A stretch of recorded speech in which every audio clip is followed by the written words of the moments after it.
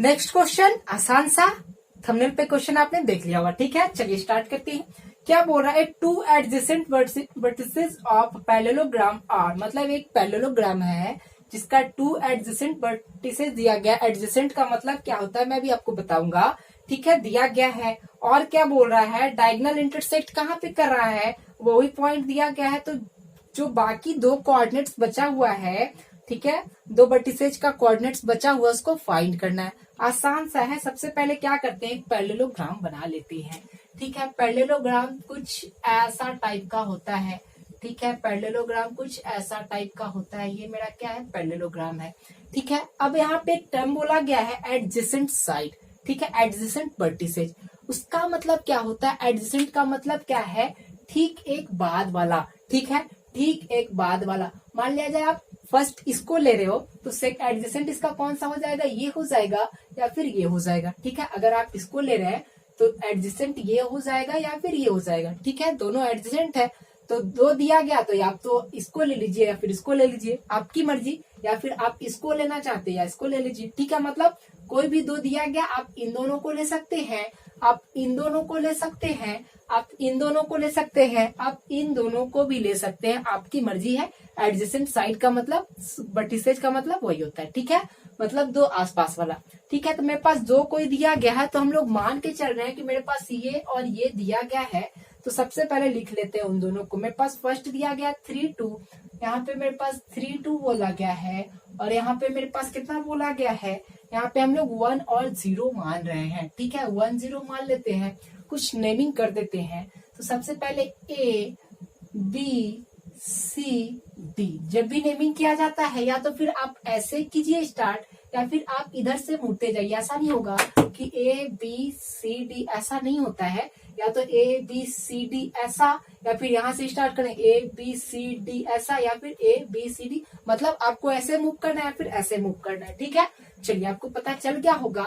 तो हम लोग को जनरली इन दोनों का फाइंड करना है। ठीक है, और क्या बोला गया, इसका डायगोनल जो है कहाँ पे बाइसेक्ट कर रहा है, इसका जो डायगोनल है, डायगोनल है, डायगोनल है, डायगोनल है, यहाँ पे बाइसेक्ट कर रहा है, उसका पॉइंट है 2 -5।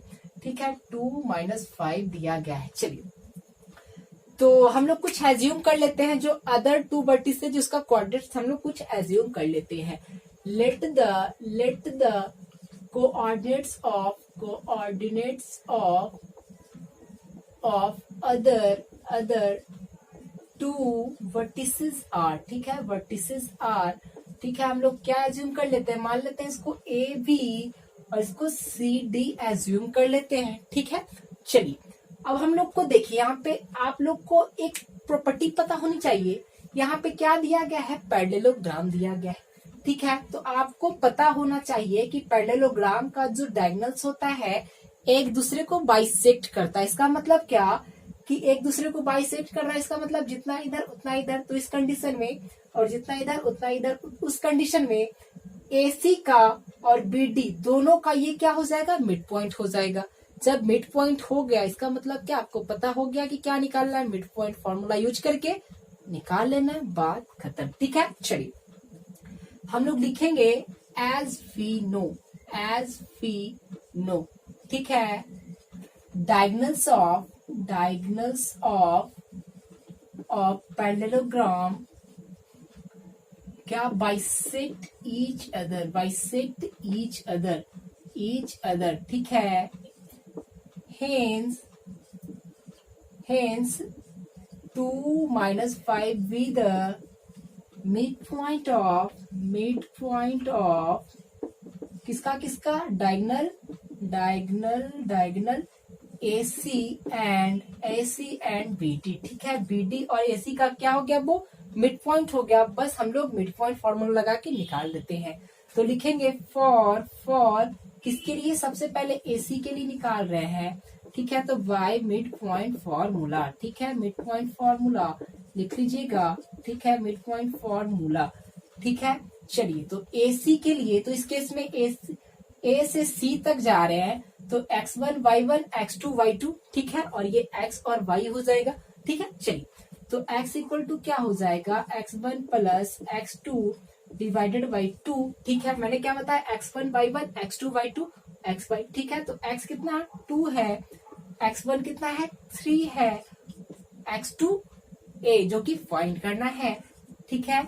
और 2 है तो ठीक है, कुछ मत कीजिए, इसको सॉल्व कीजिएगा तो ये 4 आ जाएगा, 4 इक्वल टू 3 प्लस ए, तो ए इक्वल टू 1 आ जाएगा, ठीक है।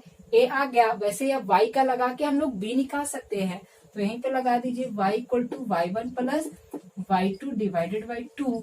वाई कितना है -5 इक्वल टू वाई वन कितना है 2, वाई टू कितना है, वाई टू हम लोग को v जो कि फाइंड करना है, तो कितना आ जाएगा -10 इक्वल टू 2 प्लस v। तो v निकालना चाहे 2 को इधर कर दीजिए, तो v इक्वल टू कितना आ जाएगा -12 आ जाएगा, ठीक है। a कितना आ गया 1 आ गया, b -12 आ गया, तो बस यहाँ पे ऐसा पुट कर दीजिए। एक तो निकल गया, ठीक है। अब हम लोग को इसको फाइंड करना है, तो अब हम लोग bd के लिए मिड पॉइंट फॉर्मूला लगा देंगे, ठीक है। तो लिखेंगे फॉर bd, ठीक है। लिखिएगा y mid point formula, x equal to क्या x1 plus x2 divided by 2। b से d जा रहे हैं, इस केस में मतलब क्या कि x1 y1 ये, x2 y2 ये, और ये मेरा x और y हो जाएगा, ठीक है। x कितना है 2 है, और x1 1 प्लस x2 c जो कि फाइंड करना है, y2 कितना आ जाएगा मेरे पास 2 2 4 इक्वल टू 1 प्लस c, तो c इक्वल टू मेरे पास 3 आ जाएगा, ठीक है। अब हम लोग को d निकालना है, तो d के लिए वही y वाला formula, y1 plus y2 divided by 2। y कितना है -5 इक्वल टू y1 कितना है 0, और y2 जो कि d है फाइंड करना है, डिवाइडेड बाई 2, तो कितना आ जाएगा d इक्वल टू मेरा -10 आ जाएगा, ठीक है। इतना आ गया। अब बस यहाँ पे पुट कर दीजिए, आपका आंसर हो गया। c कितना आया 3, तो 3 लिख दीजिए, और d कितना आया मेरे पास -10, तो -10 पुट कर दीजिए, ये आपका आंसर हो जाएगा। लिखिएगा hence the coordinates of two vertices are, ये लिख के काम खत्म हो गया। अब हम लोग नेक्स्ट क्वेश्चन की ओर मूव करेंगे।